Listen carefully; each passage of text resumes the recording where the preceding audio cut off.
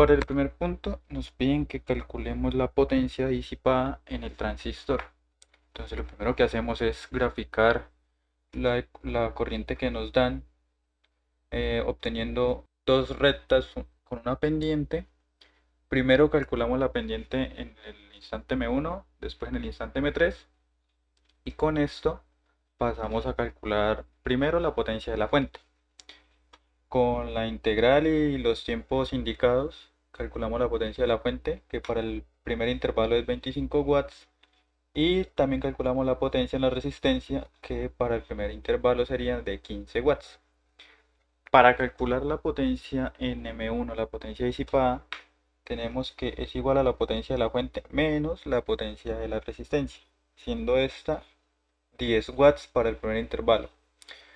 Haciendo el mismo procedimiento para el segundo intervalo, que es una constante en 50 amperios, y para el tercer intervalo, que es la pendiente negativa, obtenemos respectivamente 10 watts y 16 watts.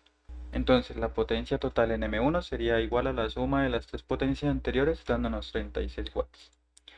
Para la simulación, lo primero que hicimos fue elaborar el circuito que nos dan en el parcial. Fuimos cambiando valores de RDS on para que nos diera un valor de 50 amperios al principio. Después lo cambiamos por una fuente de corriente, una fuente de pulso, generando la forma de la corriente que nos da en el parcial. Para lo cual nos da la potencia en rojo, que es la de la resistencia, y la potencia en verde, que es la del transistor, dándonos un valor promedio de 16.5 watts para la simulación. Buenas tardes, voy a presentar el segundo punto del tercer parcial de la técnica industrial. El troceador reductor de la figura se utiliza para controlar un motor de corriente continua de 2 HP y 850 RPM. El motor se conecta a un reductor de velocidad de tambor de 20 centímetros de diámetro y se utiliza para subir a velocidad constante de 10 personas de 80 kilogramos cada una.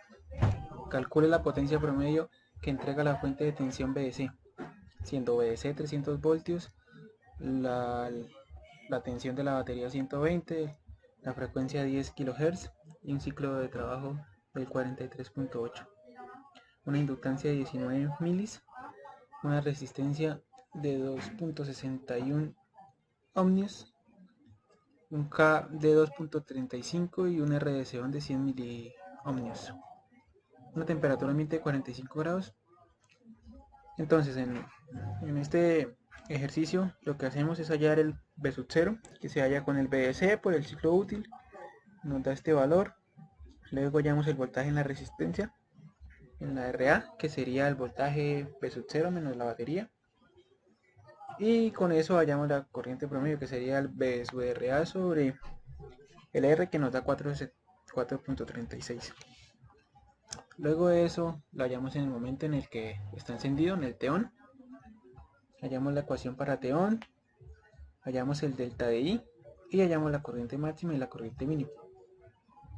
Luego con eso podemos hallar la potencia de las fuentes, que sería 1 sobre el T por la integral de 0 al tiempo encendido por la ecuación. Eso nos da 25.2 y hallamos el de la fuente 2, que es lo mismo, pero las integrales van de 0 al T off. Nos da 32.4. Luego ahora para hallar la potencia total de la fuente es la suma de la potencia de la fuente 1 más la potencia de la fuente 2, que es 57.62. Luego haciendo la simulación nos damos cuenta de que si son los valores que tomamos, entonces está bien definido y bien tomado el circuito que hicimos. Para el tercer punto nos piden dibujar la tensión en BDS en el transistor M1.